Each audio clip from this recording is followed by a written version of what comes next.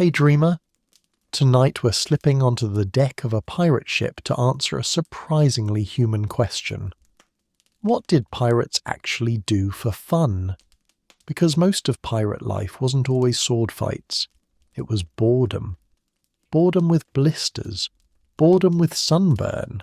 Boredom with the same men, the same creaking boards, and the same smell of sweat, smoke, and old food haunting every corner like a curse. So, what did they do for fun out there? So before you get too cozy, feel free to like this video and subscribe if you don't want to miss another weird and interesting history journey, and leave a comment telling me where you're listening from and what historical topic keeps you up at night. Who knows? It might become the next topic we'll dive into.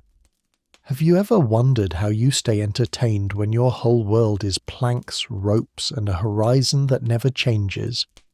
When the sea is calm and the cannons are quiet, what do pirates do with all that empty time?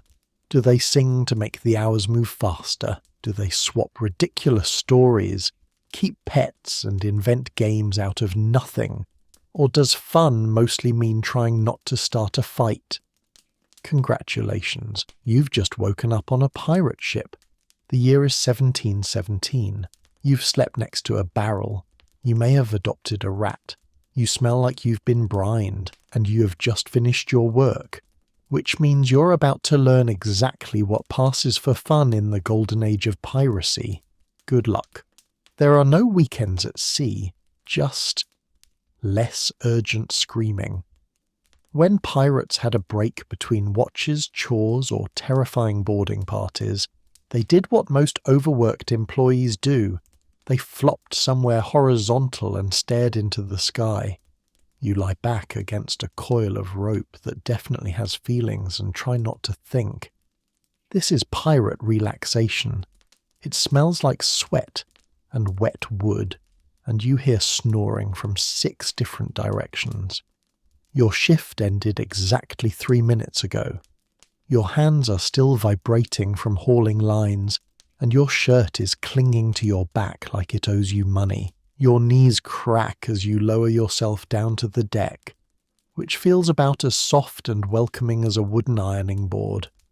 Still, you exhale, deeply, because for the first time in hours no one is shouting your name, flinging buckets at you, or asking you to lift something that defies physics.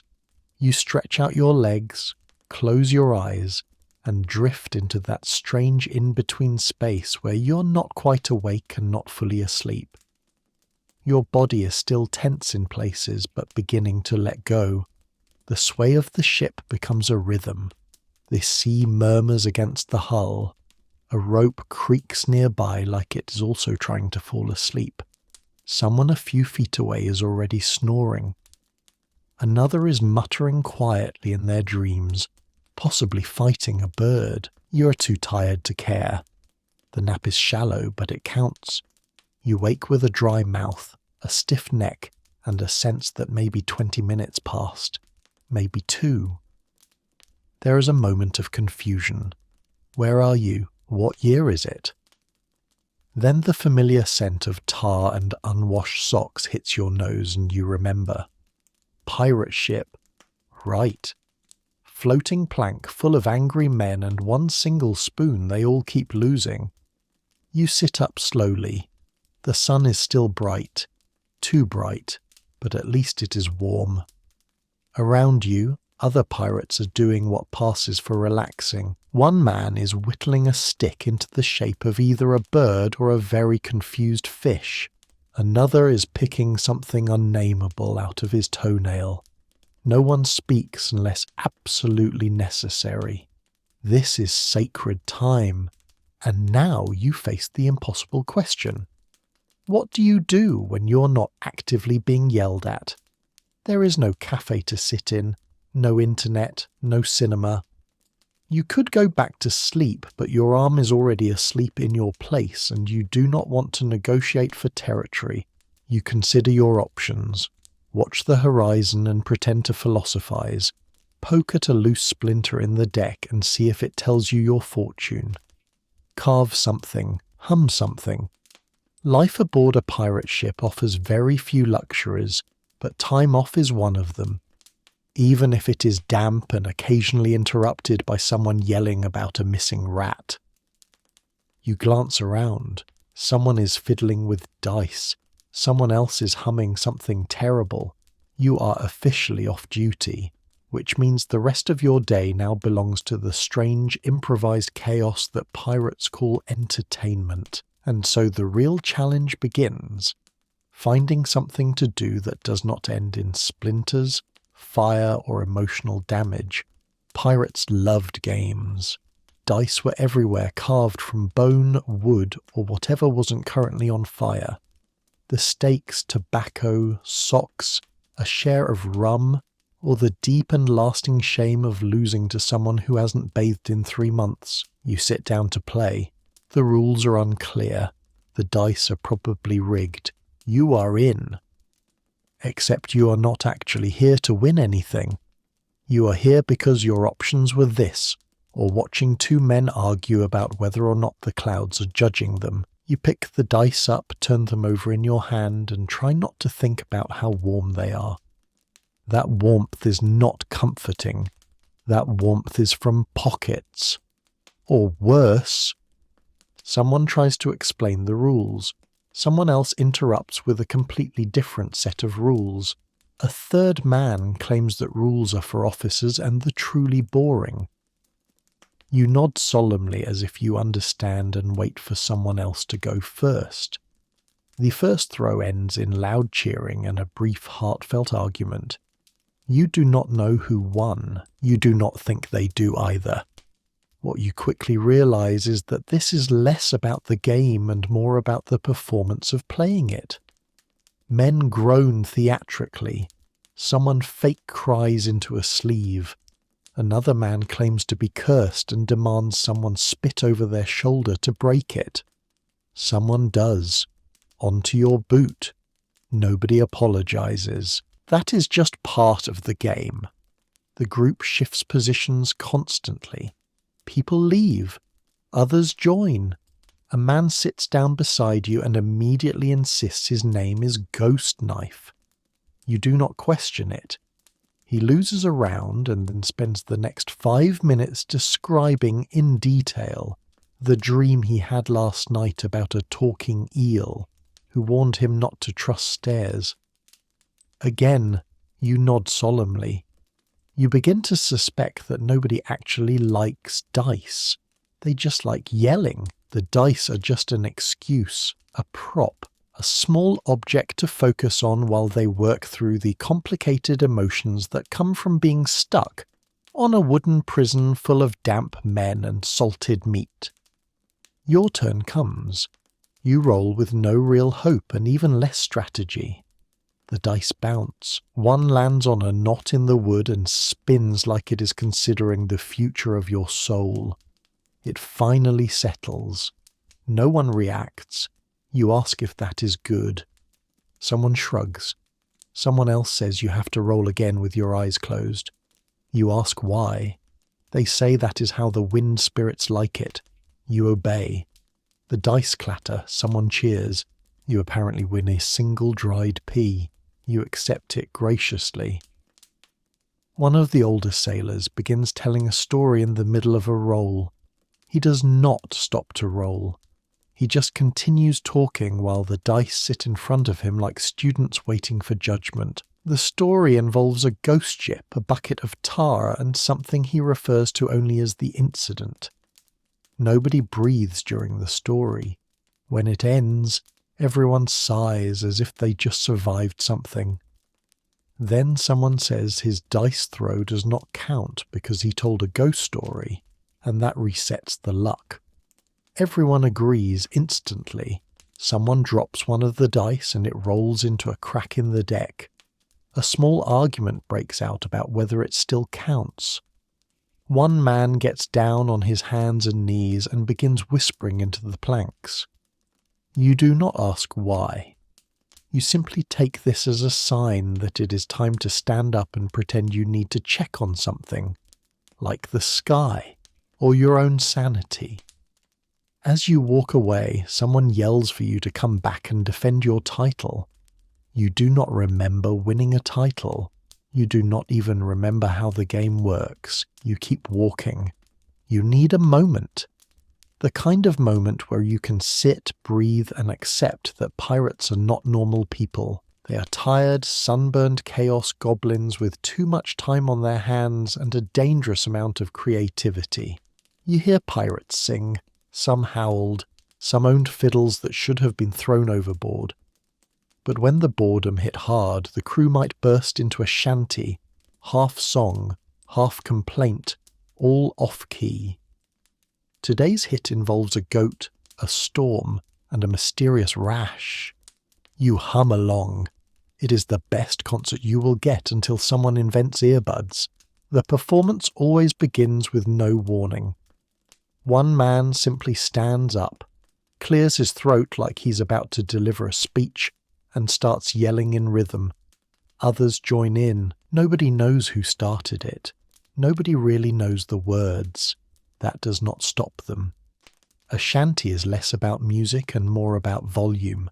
The louder it gets, the more people join. Harmony is optional. Enthusiasm is required. You do not know the lyrics. You're fairly certain no one does. They change with every verse. Sometimes mid-verse, a man to your left belts out a line about a lobster with relationship issues. Someone else adds a chorus about kissing a lighthouse. You chime in with something about itchy socks and are instantly applauded. Apparently it rhymed. That makes you a poet now. The fiddle comes out halfway through.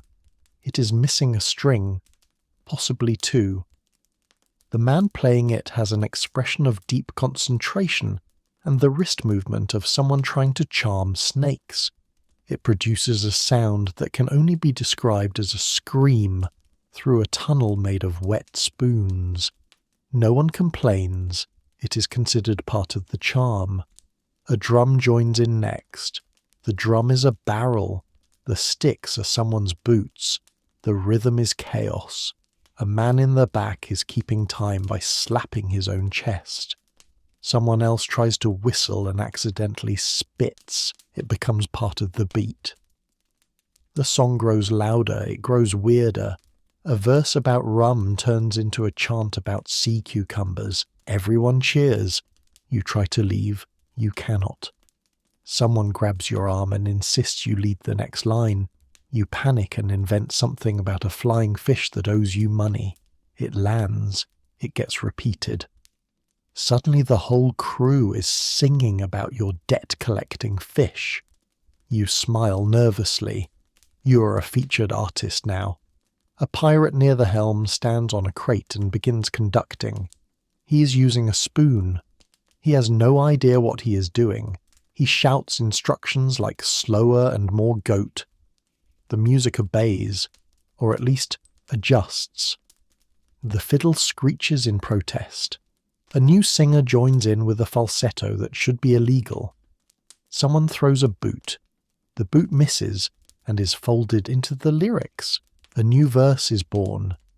It is part celebration, part emotional outburst, part group therapy session for people who do not believe in therapy. Pirates sing to remember things, to forget things, to annoy each other, to summon laughter, or to scare the seagulls. You're not sure which one this is, but your ears have given up and your foot is tapping anyway. As the tempo picks up, men begin dancing. This is a loose term. It is more like stomping, lunging, and the occasional pirouette that ends in a splinter. Two men lock arms and attempt to spin. They fall over. Everyone applauds. One man tries to juggle potatoes. He drops all of them. He's declared the winner of something. No one is sure what. The song ends the same way it began, without warning. One man shouts the final line. It makes no sense. Everyone repeats it like a sacred phrase. Then silence. Heavy breathing. A few coughs. Someone belches. The music is gone. The moment has passed. The fiddle is tucked away. The barrel drum rolls off to the side. You sit back down, ears ringing, heart weirdly full. You were not expecting joy. But it found you anyway, wrapped in bad lyrics and worse melodies. The ocean is still the same. The ship is still damp. But somehow, for just a few minutes, the world became a concert. A terrible, unforgettable, loud concert. And now you are part of the band. You find yourself blinking into the breeze, ears still ringing, wondering if boot drum was ever a real genre. That is when you hear it. The unmistakable sound of someone saying "hold still" followed immediately by "oops." This can only mean one thing. It is tattoo time. There is no real ink, no sterile needles. But somehow someone is always giving someone else a tattoo. The designs range from impressive skulls to wobbly hearts that might be pears. You watch as a man named Krusty tries to tattoo freedom on his own leg. It is upside down and spelled wrong. You inch closer because there is something morbidly fascinating about watching someone attempt body art using a fishbone, soot, and raw confidence. Krusty is holding what looks like a very sharp stick and dipping it into a bowl of what may or may not be charcoal paste. Beside him, another man is offering helpful spelling suggestions that all seem worse than the original attempt. The design is unclear. It began as a flag, then it was going to be a dagger. Now it is sort of a curvy triangle with some dots. No one is stopping him. In fact, 2 other pirates are now rolling up their sleeves inspired. You are witnessing the start of a trend, and it is not going to end well. A man sits down next to you and announces that he once tattooed a map of Tortuga on his back. You ask if it is accurate. He says it was at the time. You ask if you can see it. He pauses, then says, "The map is under maintenance. You do not press." Nearby, another pirate is offering to tattoo a mermaid on someone's bicep. He claims to have drawn one before. Nobody asks how it turned out. The volunteer sits down anyway, closes his eyes, and starts humming as though being jabbed repeatedly with a rusty nail is part of his self-care routine. It turns out pirate tattoos are not just decoration. Some are symbols of past ships, lost loves, or poorly thought out bets. One man shows off a tiny anchor on his ankle and explains that it keeps him from floating away in his dreams. Another has a very crooked bird that he swears is a parrot. You nod politely. It could be a bird or a hat. The process is not quick. It is definitely not hygienic. The artist pauses frequently to sip something foul from a tin cup and occasionally shake out his hand like a cartoon character preparing to break a piano. Everyone watching offers advice. Most of it is terrible. You hear someone suggest shading the outline with ashes from last week's burnt stew. Someone else suggests chicken blood. You step back slightly. You're asked if you want one.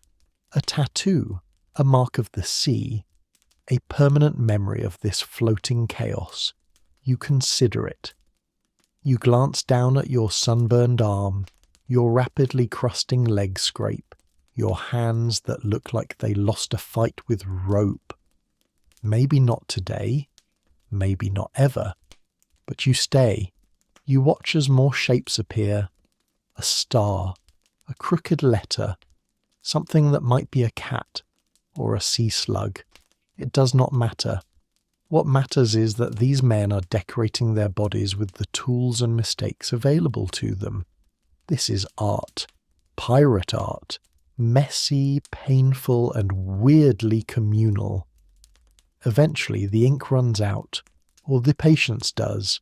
The tattooing stops. Krusty holds up his leg proudly. It says freedom. Someone claps. Someone else weeps.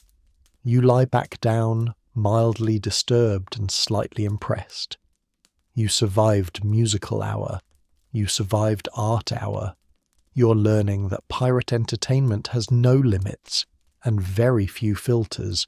Suddenly you hear a thud, a grunt, a triumphant yell, then a second thud that sounds a lot more like someone's spine meeting wood. You turn. You already know what you're about to see. It is time for pirate wrestling. Nothing breaks up a long day like shirtless men throwing each other around for fun. Pirate wrestling is chaotic, loud, occasionally bloody, and completely without rules. Someone yells no biting right before getting bit. You step back. Someone else offers you a bet. You accept. You immediately regret everything. There is no ring, no referee, no plan. Just a roughly cleared patch of deck where two grown men are now circling each other like confused barnyard animals. One is barefoot, the other has a sock on one foot and nothing on the other. This is considered appropriate athletic wear. The crowd has formed a circle that shifts constantly because nobody actually knows where the safe zone is. There is shouting. There is cheering. There is at least one man holding up a fish like it is a judge's paddle. You have no idea what the fish means. No one does. That is the point. The first takedown happens fast. A leg sweep. A crunch. A noise that could mean victory or digestive issues. The crowd erupts. The two wrestlers roll, tangle, and then pause briefly when someone's elbow hits something sharp. It turns out they were fighting next to a broken ladle. The ladle is removed. The match continues. You are told by a man with no front teeth that this is a proud tradition. Pirate wrestling, he says, is about strength, spirit, and unresolved emotional tension. Then he yells, "Snap his knee," and laughs like it is a lullaby. Someone new steps into the ring. This man is tall, sunburned, and deeply confident for someone whose trousers are held up by a piece of rope. His opponent is shorter, rounder, and currently smearing grease on his arms to become slippery. You realize with horror that this is a strategy. You consider leaving. You don't. The match begins with what can only be described as aggressive hugging, then a pause, then sudden lunging. One man shouts a battle cry that turns into a sneeze. They both stumble. Someone throws a piece of fruit. The fruit is caught mid-air by a bystander who is not participating but apparently was hungry. He nods. The match continues. Pirate wrestling has no scoring system. You win if the crowd yells loud enough, or if your opponent gives up, or if you both fall down and decide to call it a draw because someone smells like fish stew and it is making everyone dizzy. Rules are for people who pay taxes. Another round begins. This time it is two men who have clearly rehearsed nothing but believe deeply in their ability to perform. There is clapping. There is a backflip attempt that ends in an aggressive somersault. There is a moment where one man balances briefly on the other's back and declares himself king of the sea, before immediately collapsing. The crowd loves it. You are once again offered a chance to wrestle. You decline. Politely, then less politely, then with an excuse about an injured ankle that does not exist. You are respected for your cowardice. That is the pirate way. Eventually the matches end. Not because anyone wins, but because the cook yells something about spilled stew, and everyone scatters to avoid being recruited into cleaning duty. The makeshift ring vanishes as quickly as it appeared. Sweaty, bruised, and grinning like lunatics, the wrestlers shake hands, slap backs, and begin arguing about who was robbed of victory. You overhear the phrase "tactical flop" and consider stealing it for future use. You step over a boot, a puddle, and a man who may be napping or unconscious. Either way, he seems content. Somehow, you are both exhausted and more awake than before. A new kind of chaos begins to stir. Someone is yelling about a stage. Someone else is tying a curtain made out of laundry to a broom. This can only mean one thing. It is time for pirate theatre. When rum meets boredom and someone finds an old sack, suddenly you have a one-man play about Neptune's revenge. Pirates stage dramatic reenactments of battles, sea myths, or whatever nonsense would get a laugh. Today's show features a mop with a face drawn on it, and a shocking plot twist involving a squid. You clap. It is rude not to. The lead actor is already shirtless and covered in rope, claiming he is method acting. He announces the title of the performance, which is either The Wrath of the Briny Deep or something he made up just now after tripping over a bucket. No one cares. The audience, which is just the crew sitting on coils of rope and stolen crates, begins chanting his name. He has never acted before. That makes him perfect for the role. The set is minimal. One empty barrel, 2 crates, a net full of something suspiciously moving, and the mop. The mop, now named Beatrice, is the romantic lead. The main character, a sailor cursed by the sea for stealing Neptune's sandwich, must win back his honour through a series of increasingly ridiculous tasks, which include arm wrestling a shark and delivering a monologue while being sprayed with seawater by a man holding a ladle. You sit cross-legged next to a man who is already crying from laughter. He whispers that last week's play featured a dramatic courtroom scene involving a coconut and a very defensive crab. You ask who wrote that one. He says it was improvised. They are all improvised. There is no script, only chaos and hope. Today's performance includes 3 songs, all made up on the spot, and at least one fight scene choreographed entirely by accident. A sword is involved. It is made of driftwood, and someone has taped a spoon to the end for flair. There is also a brief dance number featuring 2 pirates trying to remember how legs work. The music is just someone humming aggressively.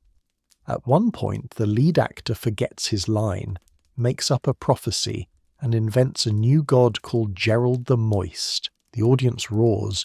The show must go on. You are handed a prop. It is a sock puppet. You are now the voice of Beatrice's jealous brother, a sea sponge named Philip. You did not audition for this. You do not know your lines. You are immediately booed for not sounding enough like a sponge. You raise your voice half an octave, speak in bubbles, and are rewarded with thunderous applause. The plot thickens. A crewmate disguised as Neptune enters wearing a mop wig and wielding a fork. He delivers a monologue that includes the phrase, "I am saltier than destiny." You are not sure what that means, but you know you are witnessing greatness. The audience gasps. Someone faints for dramatic effect. You suspect it is also due to heat stroke. In the final act, Beatrice the Mop sacrifices herself to save the crew from an angry cloud. Everyone pauses in silence. Then one man throws a sardine in the air as a salute. The performance ends with a group chant and a stage dive that results in minor bruising and major applause. As the curtain, which is just someone's old shirt, drops to the deck, the cast takes a bow. You bow too. You are now an actor. You have been in a sea play. Your resume is ruined forever. The theatre disbands. The mop is gently placed back in its bucket. Someone is crying. Someone else is demanding an encore. A heated debate begins over whether Beatrice should return in a prequel. You step back and realize something strange. These men, who can barely go a day without yelling at clouds or wrestling over a spoon, just pulled off an entire production using household objects and absolute madness. And it was, somehow, perfect. The creative spark remains, and where there is boredom and sharp objects, there is art, or something like it. Bored pirates become artists, of a sort. Some carved tiny ships out of wood, Others made dolls out of rope. One guy made a spoon out of bone and named it Kevin. There is no formal art hour. It just happens. Slowly. One man sits on a crate whittling away at a lump of driftwood. Another begins braiding spare rope into what might be a bracelet or possibly a trap. No one speaks at first. The only sounds are the soft scraping of knives, the occasional yawn, and the rhythmic creak of the ship pretending to be asleep. You borrow a knife from a man who says it was a gift from a mermaid. You do not ask questions. The wood you find is splintery and not particularly cooperative. You pick a spot on the deck, squat down, and start carving. You aim for a dolphin, but the nose comes out flat, the tail vanishes, and the eyes make it look mildly terrified. It is now a shoe. A haunted shoe. A one-of-a-kind creation. Someone walks past, looks at it, and nods with the solemn approval of a fellow misunderstood genius. Another asks if you are selling it. You laugh. They are serious. You name it Dolphin Shoe. It is now a sculpture. You are now a sculptor. To your left, a pirate is carving a face into a stick. The face looks worried. Another man is making what he claims is a chess set, but all the pieces look like teeth. One particularly ambitious crewmate is weaving seaweed into a hat that he swears will keep the dreams out. You assume this is a metaphor. You assume wrong. One pirate proudly reveals a doll made entirely out of frayed rope, fish bones, and what might have once been part of a glove. He says it is a gift for his daughter. You admire it politely. The doll stares back. You are not sure if it blinks. This shipboard crafting has rules. Unspoken, of course. Do not criticize another man's sculpture unless you want to be invited to duel with spoons. Do not touch someone's carving tools. Do not ask what anything is supposed to be. If someone says their wooden blob is a majestic eagle, you agree. You nod. You say, majestic. You try again. This time a turtle. It ends up looking like a bagel. A confused man suggests it might be an abstract cannon. You agree. It is an abstract cannon. That is what it was always meant to be. You scratch your name into the bottom and hide it in a barrel for future archaeologists. A pirate nearby is carving the words "Do not trust the moon" into the deck. You consider this a strong artistic statement, or possibly a cry for help. Either way, it has flair. Others begin displaying their work. The rope doll is placed in the rigging. The spoon named Kevin now has a smaller spoon carved as his child. Someone made a fish out of old nails. It wobbles beautifully. There is brief talk of starting an art gallery. Then someone remembers the gallery would get wet. The idea is abandoned. Morale remains high. You step back and look at your creations. They are strange, splintery, and possibly dangerous. But they are yours, in a world made of storms, shouting, and salted meat. This is the closest thing to expression you have. Art, like everything on this ship, is improvised. It is crooked and gritty and covered in blisters, but it passes the time, and sometimes that is all you really need. You set your wooden shoe dolphin cannon down next to the spoon family, pat it gently, and hope it survives the next wave. You are a pirate, but you are also an artist. It is unclear which is more dangerous. As the crafting frenzy winds down and the deck grows quiet again, a new form of entertainment slithers into place. One that requires no tools, no talent, and definitely no concern for the truth. It is time for stories. Glorious, ridiculous, probably illegal stories. There is no truth here, only exaggeration. Every pirate has a story about escaping sharks, charming queens, or surviving cannon fire by sneezing at the right time. You hear a man claim he once married a mermaid. No one challenges him, mostly because they are afraid he might try to prove it. The rules are simple: speak loudly, gesture wildly, and if possible, insert yourself into historical events that happened before you were born. The man currently holding court claims to have discovered a secret island filled entirely with cheese. A listener asks what kind of cheese. The storyteller narrows his eyes and says dangerous cheese. Everyone nods solemnly. Another pirate takes his turn, one leg up on a barrel like a sea-salted philosopher. He speaks of a parrot who betrayed him in Havana. The bird, he says, knew too much. The tale spirals quickly into espionage, heartbreak, and a duel with a monkey wearing a judge's wig. Someone wipes a tear from their eye. It is unclear if from laughter or deep emotional resonance. You're invited to share a tale. You panic. You consider retelling the story of how you once fell off the dock trying to impress a goose. But instead, you invent something about being raised by whales and learning the secret language of barnacles. Someone gasps. Someone else whispers that they always suspected barnacles had secrets. You have accidentally started a new religion. These stories are not meant to be believed. They are meant to distract, to delight, to kill the endless hours between storms, scrubbing and shouting. They are therapy wrapped in nonsense.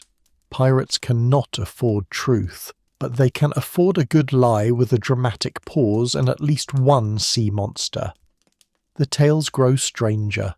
One man claims he once flirted with a kraken. Another says he once sailed a ship made entirely of bread. Someone insists that he once fought time itself and won by tricking it into a drinking contest. The younger crew gather closer, wide-eyed and silent, absorbing the lore like dry sponges. A story about a haunted coconut passes without question. A yarn about treasure hidden in a camel's tooth sparks a heated discussion about camel dentistry. You do not know how this is relevant, no one does, but the energy is electric. Someone tries to tell a true story. You can feel the disappointment in the air. He mentions a real port, a real ship, a real storm. Everyone shifts uncomfortably. Someone coughs. Someone else says this better end with a werewolf. It does not. The man is asked politely to spice it up or sit down. He sits. The lies continue. Each one taller than the last. At one point a man claims he invented the ocean. No one laughs. They simply ask what it was like before water. He pauses dramatically and says louder. Everyone claps. The point is the magic of collective delusion, of making something out of nothing, of turning the unbearable into the unforgettable. This is pirate storytelling. It is loud. It is wild. It is mostly fictional, and it is better than silence. Tomorrow someone will swear it was all true, and you will nod, because now you are part of the lie too. A new competition is beginning. One you didn't expect. One that lives on faces. It is beard hour. Grooming standards are flexible, which is why pirates sometimes turned facial hair into competitive art. One man has braided his beard into a shape that might be a bird. Another has added beads, feathers, and a small coin purse. You are pretty sure someone glued barnacles to their sideburns. You pretend not to be impressed. You absolutely are. It starts innocently enough. A man scratches his chin, leans over and mutters something about the aerodynamic advantages of spiral braids. Another scoffs and points to a moustache that curls so dramatically it nearly forms a pretzel. A third man steps forward, his beard decked out in bright red thread and what appears to be a spoon. The crowd gathers. Judgments begin. Pirate beard competitions are less about beauty and more about audacity. You can win for elegance, creativity, or just sheer chaos. Points are awarded for flair. Bonus points for anything that makes someone gasp or squint. One man reveals he has dyed the tips of his beard using crushed berries. The result is vaguely purple and smells like jam. No one gets too close. You're asked if you want to enter. You decline, mostly because you do not currently possess a beard. This is met with pity and a whispered promise that there is always hope. One pirate offers you a fake mustache made from rat hair. You thank him. You also decline. The judging continues. Someone unveils a goatee shaped into a hook.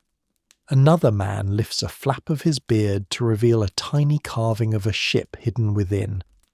It is both impressive and deeply concerning. You make a mental note to never challenge that man at anything, especially eye contact. There is shouting, there is clapping. Someone gets disqualified for using someone else's beard as part of their own display. A small argument breaks out over whether that counts as a collaboration or a crime. A third party suggests it was performance art. A compromise is reached when both participants agree to wrestle later for the title. It becomes clear that for pirates, grooming is not about cleanliness. It is about identity, power, drama. Your beard tells a story. That story might be, I got tangled in a rope and just left it that way, or I have lived through 12 storms and one very complicated love affair. Either way, it says something. A man stands on a crate and announces himself as the beard champion of the eastern wind. No one knows what that means. No one challenges him. He performs a slow turn so everyone can admire the sea glass woven into his facial hair. Someone tosses him a dried fruit as tribute. He accepts it solemnly. Another pirate enters late, his beard smeared with some kind of wax and twisted into the shape of an octopus mid-attack. The crowd erupts. A few faint. You do not blame them. It is like watching a small hairy monster crawl down his chest. You vote for him immediately. Someone starts sketching the finalists with charcoal on a plank of wood. Someone else begins a chant. It is unclear what the chant is about, but it is enthusiastic and off-key. A third person just starts humming in awe. You get the sense that this is the pirate equivalent of Paris Fashion Week, but with more splinters. Finally, a winner is declared. It is the octopus. Of course it is. There is cheering. There are handshakes. There is a brief, heartfelt speech that mostly involves growling and rhythmic grunting. You are moved. The beards begin to untangle.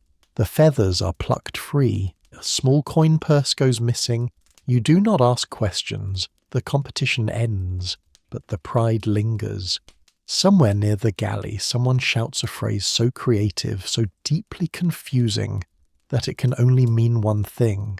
It is time for insults. Pirates spoke like poets who were raised by sailors and wolves. When bored, they competed to invent new insults. Tonight, you hear someone called a barnacle-brained sea cabbage. Another responds with clam-fisted jelly toe. It is a duel of vocabulary and bad decisions. You take notes. You might need this someday. There is no real format, no rules.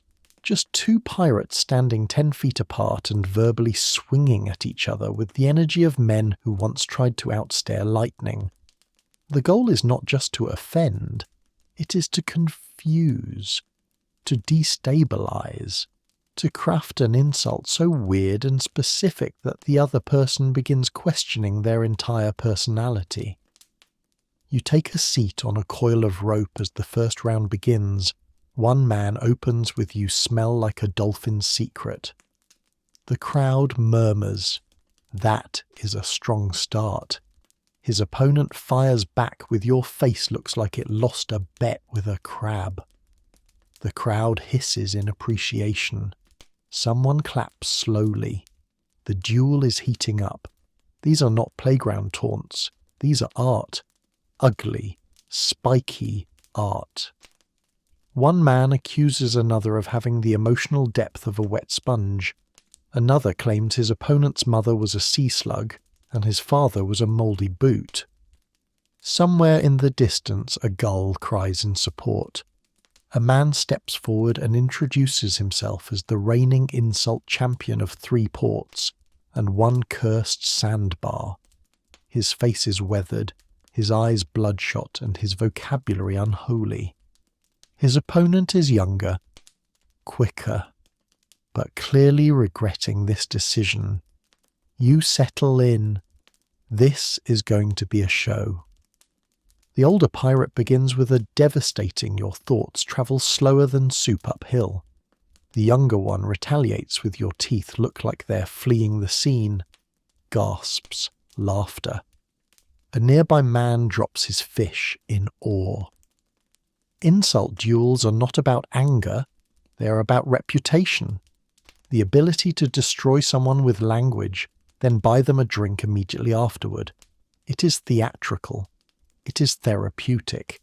It is the only form of combat that might end in a hug and a shared loaf of stolen bread. You are dragged into it.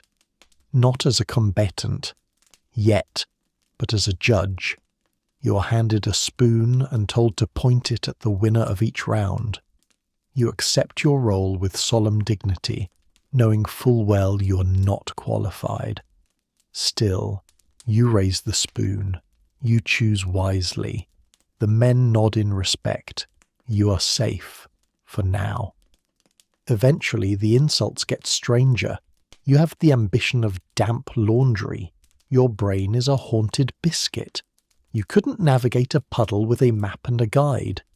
One man simply shouts the word turnip at increasing volume until everyone agrees to give him partial credit for effort.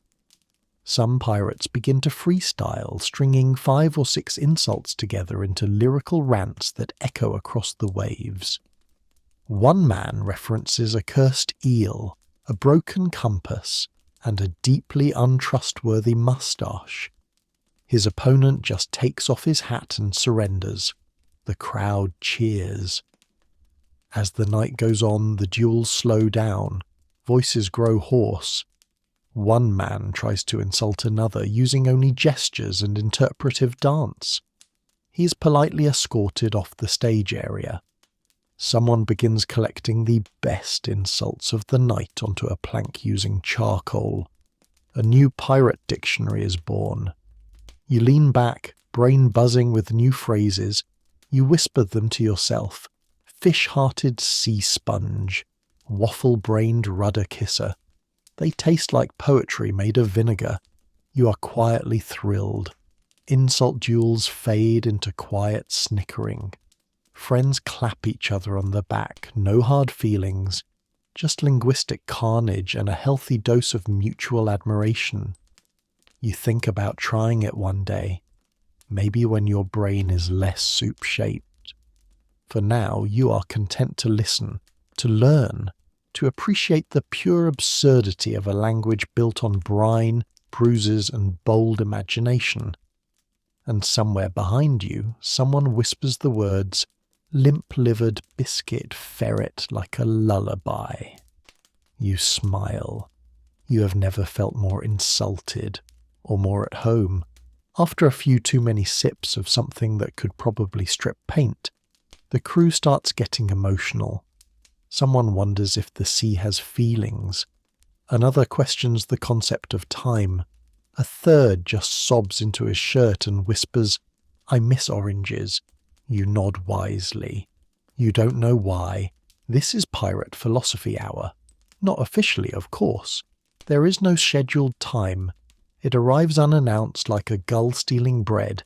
It starts with a drink, then a sigh, then a question that spirals into the kind of conversation that makes you stare into the middle distance and forget what year it is. A man leans against the mast and says he once saw a wave smile at him. Another says the ocean knows your secrets. A third says he once loved a cloud and has never fully recovered. These are not metaphors. Or if they are, They're very bad ones. The drink of choice tonight is a mystery brew that smells like regret and tastes like boiled despair. It is passed around in a chipped cup that everyone calls the chalice of knowledge. You take a sip. Your tongue briefly considers resigning. One pirate begins reciting poetry. It is unclear if it rhymes or even has structure, but it is passionate. It involves sea foam, betrayal, and a metaphorical jellyfish that might represent capitalism. Another man claps. Another weeps. Someone throws a potato in approval. You are asked what you believe. About life, about the stars, about what happens to a ship when it dies. You say something vague about barnacles and the passage of time. Everyone nods. One man hugs you. Existential crises bloom like mould in a damp cupboard. One pirate stares at his hands for 10 full minutes and then declares that identity is an illusion. Another asks if maybe the ship is sailing you. No one is sober enough to counter him. A third man just sings to the moon in what might be Dutch or might be crying. Someone brings out a rat and names it Socrates. The rat is placed gently on a crate and asked for guidance. The rat poops. This is taken as a sign. You write it down. The conversation shifts to memory. Regret. The meaning of work. One pirate admits he only became a pirate because he liked the hats. Another says he was chasing love and ended up with scurvy. You realize everyone here has at least 3 backstories, and none of them match. Someone wonders aloud if time is a circle or a soup. This sparks a heated debate that involves drawings in the dust, and at least one man trying to prove his point using sea snails. You step away quietly. A pair of crewmates are now lying flat on their backs, pointing at the stars and naming them after emotional states. That one is disappointment. That one is regret with cheese. A third star is just called Kevin. You don't ask. As the drink dwindles and the moon climbs higher, the mood shifts again. Less talk, more sighing. The kind of sigh that carries years of salt, loss, and questionable decision-making. A man cradles his mug like it contains all the answers. It doesn't. It barely contains liquid. You begin to understand why pirates drink. It is not just about escape. It is about access to feelings they can't express while sword fighting or scrubbing the deck, to grief for things they forgot to mourn, to hope they barely remember having. It is sloppy, honest, and strangely beautiful. The night stretches. You sit among these accidental philosophers, these salt-crusted poets, and you realize something. They are not looking for truth, just comfort, just the feeling of being heard, even by a rat named Socrates. Someone whispers "You're my best friend" to the mast and falls asleep. You do not laugh. You nod. You take another sip. It still tastes like disaster, but now it also tastes like belonging. Not all shipmates were human. Some pirates adopted rats, birds, or unlucky crabs as pets. You meet one man who swears his crab understands Portuguese. Another insists his rat can dance. You try not to get attached, but the crab has a little hat. It's over. You're emotionally invested. The crab's name is Captain Claus. He lives in a small wooden box lined with sand and the occasional stolen button.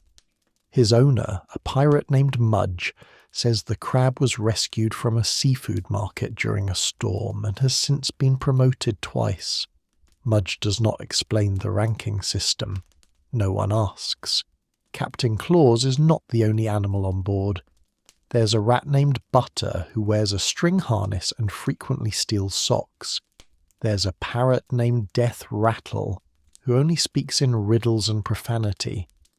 There is even a one-eyed pigeon who occasionally lands, looks around with judgment, and flies off again like a deeply disappointed uncle. These animals are not pets in the traditional sense. They are crew, sort of. Emotional support pirates, companions, symbols of luck, or possibly just something to talk to when everyone else is busy yelling about sea monsters or debating soup metaphors. You watch Mudge train Captain Claus to wave his claw on command. It takes 3 minutes and half a raisin. The entire crew claps. It is the most successful training exercise you've seen all month. Someone makes a tiny flag for the crab's box. It reads, Admiral of Snacks. Butter the Rat performs tricks too, mostly stealing things from people's pockets and depositing them in a communal stash behind a barrel. Items currently include 1 tooth, 2 marbles, a drawing of a fish, and something that might once have been cake. The rat is applauded like a magician. You're told not to touch the stash. It is sacred. Animal ownership on board is deeply personal. One man talks to his pigeon like it's his therapist. Another teaches his rat how to tap along to sea shanties using a thimble. One particularly serious pirate has a goldfish in a jar that he swears can predict the weather. You suspect this is untrue. You also suspect the fish might be better at it than the actual navigator. There are arguments over who has the most intelligent companion. A heated debate ends with someone attempting to teach their crab to play dice. It does not go well. The crab pinches the dice and scuttles off with them. The game ends. Everyone agrees the crab wins. The bond between pirate and pet is oddly tender. Pirates, known for chaos and violence, soften completely in the presence of a limping rat or a feather-missing bird.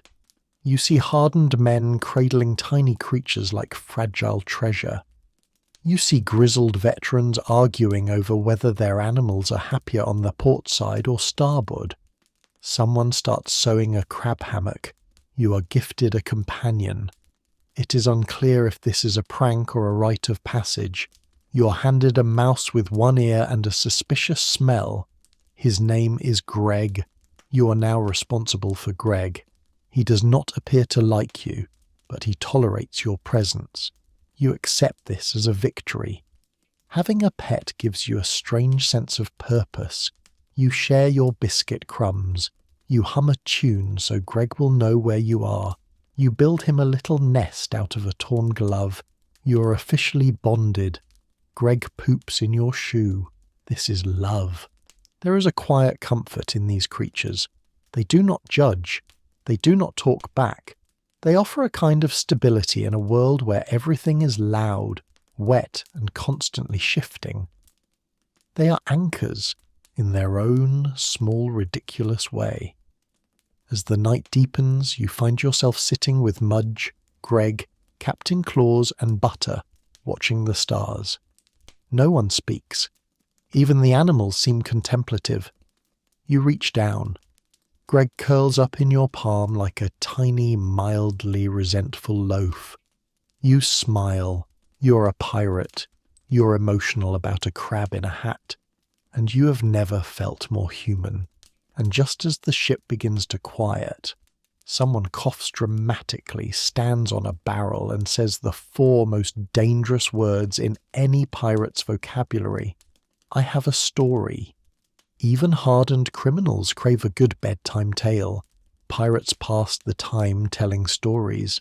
Some true, most wildly embellished about sea monsters, haunted islands, women they definitely did not marry, and gold they almost, sort of, possibly found. Tonight, a toothless sailor is retelling a story about a cursed chest and a parrot that speaks Latin. You pretend to believe him, mostly because he's holding a knife. The rules of pirate storytelling are simple. Do not interrupt. Do not ask follow-up questions. And if someone says the ship was swallowed whole and then spat out by a kraken with a moral lesson, you nod like that is the most reasonable thing you have ever heard. The first story is about a monkey with a grudge and a map that leads nowhere. It involves betrayal, romance, and an unforgettable scene where someone fights a squid using only a spoon and pure spite. The story ends with a dramatic gasp and the announcement that the monkey is still out there, watching, judging, planning. The second story is shorter but louder. A man swears he once stole a jewel from a mermaid and was cursed to smell like onions forever. You lean closer to verify. He does smell like onions. The science checks out. Next comes a tale about a haunted cannonball. No one really understands the plot, but the sound effects are excellent. A man bangs on a pan for thunder. Another howls like a ghost. Someone throws a shoe for dramatic punctuation. It is theatre again, but seated and slightly more supernatural. As the stories roll on, you begin to notice a theme. These pirates are not just telling tales, they are reliving them. Embellished, twisted, maybe completely fictional, but true in the way that matters. In the way that keeps your crew close and your nightmares at bay. One man talks about a woman he loved on an island that might not exist. He draws her face in the dust with a finger, then wipes it away before anyone can comment. Another recalls a treasure buried so deep it took 3 storms, a mutiny, and a goat to find. When asked what happened to it, he just smiles and says, "You're looking at it." No one knows what that means, but it sounds poetic. You're asked to tell a story. You panic. You describe a dream you once had about a talking pineapple and a dinner party that turned into a sword fight. The crowd listens, nods, and tells you you're cursed now. You accept this with grace. The final tale of the night is about a chest filled with gold that nobody ever managed to keep. Every crew that found it fought over it, hid it, lost it, or watched it tear them apart before the sea quietly took it back. As the story unfolds, the voices around you soften. Even the parrot goes still. Even Greg pauses his chewing. You realize the story is not about treasure at all. It is about what people carry with them, what they lose, and what the ocean always claims in the end. The storyteller ends with a whisper.